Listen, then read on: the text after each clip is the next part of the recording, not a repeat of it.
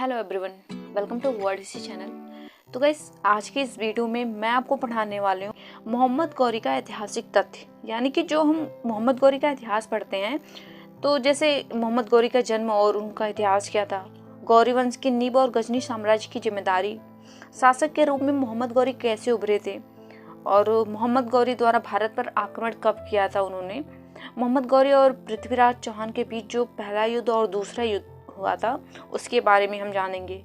मोहम्मद गौरी की मृत्यु को लेकर इतिहासकारों का मत क्या था। तो आज के इस वीडियो में मैं आपको ये सारी जानकारी बताने वाली हूँ, तो वीडियो को बिना स्किप किए पूरा अंत तक जरूर देखें। भारतीय इतिहास में मोहम्मद गौरी की गिनती महानतम शासकों में होती है। मोहम्मद गौरी एक निर्भीक और साहसी अफगान योद्धा था जिसने गजनी साम्राज्य के अधीन कोर नामक राज्य पर अपना सिक्का चलाया था। वहीं भारत में तुर्क साम्राज्य की स्थापना का श्रेय भी मोहम्मद गौरी को ही दिया जाता है। मोहम्मद गौरी एक अपराजित विजेता और सैन्य संचालक भी था। मोहम्मद बिन कासिम के बाद महमूद गजनवी और फिर उसके बाद मोहम्मद गौरी ने क्रूरता के साथ भारत में लूटपाट की और आक्रमण किया। हालांकि गौरी का मकसद भारत में मुस्लिम राज्य को स्थापित करना था। इसके लिए मोहम्मद गौरी ने पूरी योजना के साथ साल 1179 से 1186 के बीच पहले पंजाब पर अपना आधिपत्य जमाया था और फिर 1179 में सियालकोट को भी अपने अधीन कर लिया था। इसके बाद अफगान शासक मोहम्मद गौरी ने पृथ्वीराज चौहान तृतीय के क्षेत्र भटिंडा पर भी जबरदस्ती अपना कब्जा जमा लिया था, जिसके चलते बाद में चौहान वंश के शासक एवं साहसी और वीर योद्धा पृथ्वीराज चौहान और मोहम्मद गौरी के बीच युद्ध हुआ था। वहीं भारतीय इतिहास में दोनों ही योद्धाओं के बीच हुए युद्ध काफी चर्चित रहे हैं। मोहम्मद गौरी का जन्म एवं इतिहास। भारतीय इतिहास के इस महान योद्धा के जन्म तिथि के बारे में कोई पुख्ता प्रमाण तो नहीं है, लेकिन कुछ महान इतिहासकार 1149 ईस्वी में घोर प्रांत जो कि अफगानिस्तान में है, उनका जन्म मानते हैं कि वहीं पे हुआ था। आपको बता दें कि मुइज़ अद-दीन मोहम्मद का जन्म सैयब अद-दीन के नाम से हुआ था, जो बाद में मोहम्मद गौरी के नाम से प्रख्यात हुए। गौरी वंश की नींव और गजनी साम्राज्य की जिम्मेदारी। इतिहासकारों के मुताबिक 12वीं शताब्दी के बीच गौरी वंश का उदय हुआ। गौरी राजवंश की स्थापना गौरी के चाचा अलाउद्दीन जहान सोज ने की थी, जिसकी मौत के बाद परिवारवाद प्रथा के मुताबिक उसका पुत्र सैफ-उद-दीन गौरी ने राजपाट संभाला। वहीं अलाउद्दीन जहान सोज ने शहाबुद्दीन मोहम्मद गौरी और उसके भाई गियासुद्दीन को कई सालों तक कैद रखा था, लेकिन सैफ-उद-दीन ने अपने शासनकाल में इन दोनों को आज़ाद कर दिया था। वहीं सैफ-उद-दीन की मृत्यु के बाद गियासुद्दीन को शासक बनाया गया था।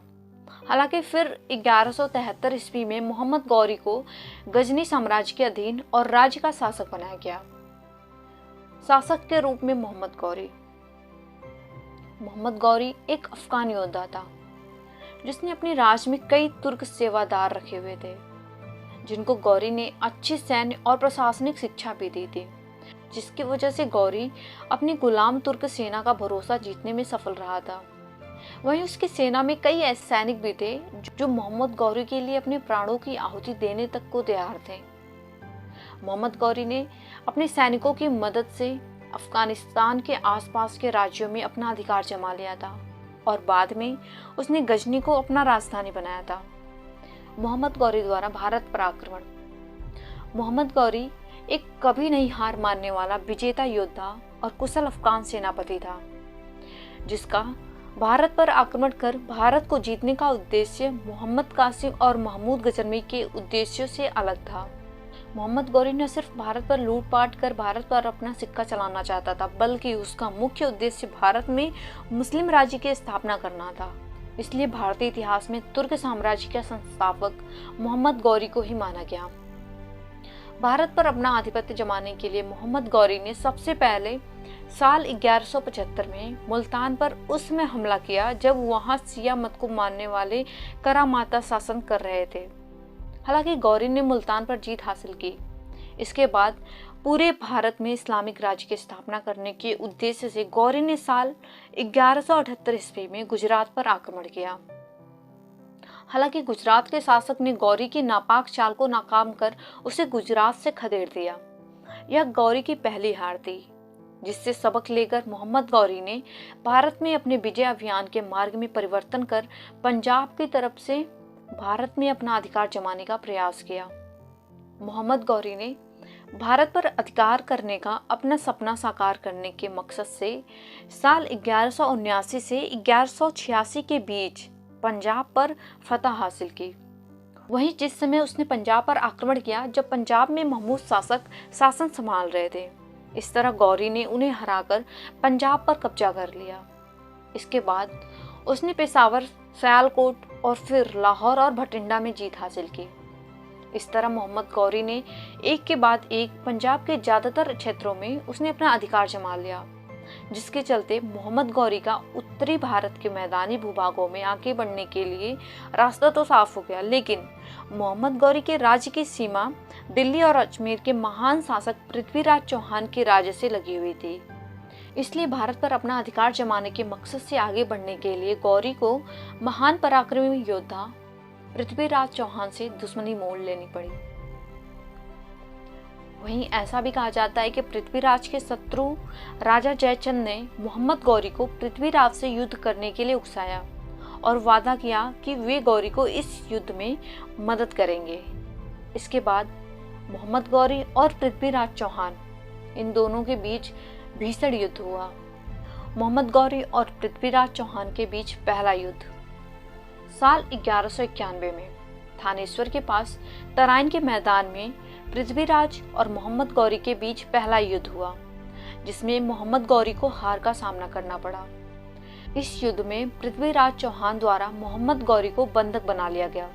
हालांकि पृथ्वीराज चौहान ने बाद में उसे छोड़ दिया। गौरी और पृथ्वीराज चौहान के बीच हुआ यह युद्ध तराइन का प्रथम युद्ध के नाम से मशहूर है। मोहम्मद गौरी और पृथ्वीराज चौहान के बीच हुआ दूसरा युद्ध। प्रथम युद्ध में पृथ्वीराज चौहान से पराजित होने के बाद मोहम्मद गौरी ने अपनी और अधिक शक्ति और साहस के साथ पृथ्वीराज चौहान पर साल 1192 में तराइन के मैदान में ही आक्रमण कर दिया और इस युद्ध में मोहम्मद गौरी के पराक्रम के सामने महान योद्धा पृथ्वीराज चौहान का साहस भी कमजोर पड़ गया और वे इस युद्ध में हार गए। इस तरह मोहम्मद गौरी ने चौहान साम्राज्य का नाश कर दिल्ली और अजमेर पर जीत हासिल कर ली। वहीं तराइन के इस दूसरे युद्ध में पृथ्वीराज चौहान के सबसे भरोसेमंद सामंत और दिल्ली के तोमर शासक गोविंद राज की मौत हो गई। इस युद्ध में हारने के बाद पृथ्वीराज चौहान और मोहम्मद गौरी की मौत भी हो गई। हालांकि मोहम्मद गौरी और पृथ्वीराज चौहान की मौत के बारे में इतिहासकारों के अलग अलग मत हैं। मोहम्मद गौरी की मृत्यु को लेकर इतिहासकारों के मत।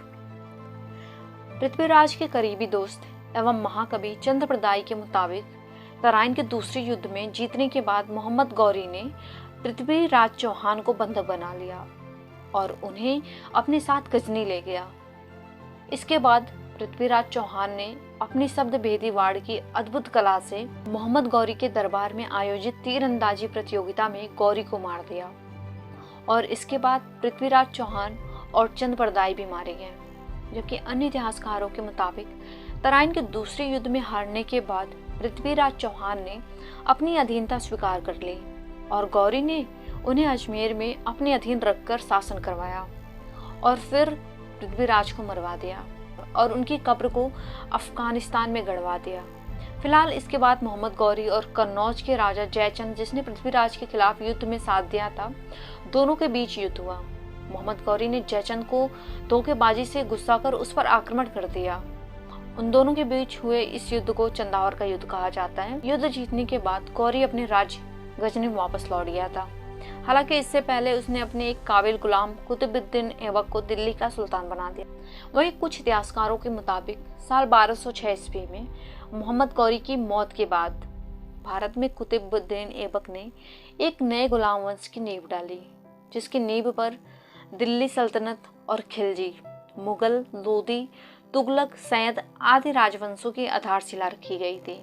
हालांकि गुलाम वंश के शासकों ने तो 1206 से 1290 तक ही शासन किया, लेकिन उनके शासन के नींव पर ही दिल्ली के तख्त पर अन्य विदेशी मुस्लिमों ने कई सालों तक राज किया, जो करीब 1707 ईस्वी तक औरंगजेब की मृत्यु तक चला। वहीं मोहम्मद गौरी ने अपने राज में विशेष प्रकार के सिक्के भी चलाए थे। मोहम्मद गौरी की वीरता और साहस के सिक्के भारतीय इतिहास में स्वर्णिम अक्षरों में लिखे गए हैं। वहीं उसे भारत में तुर्क साम्राज्य के संस्थापक के रूप में आज भी याद किया जाता है। तो गाइस, कैसी लगी आपको आज की वीडियो? अगर पसंद आई हो तो प्लीज़ लाइक एंड सब्सक्राइब जरूर करें। धन्यवाद।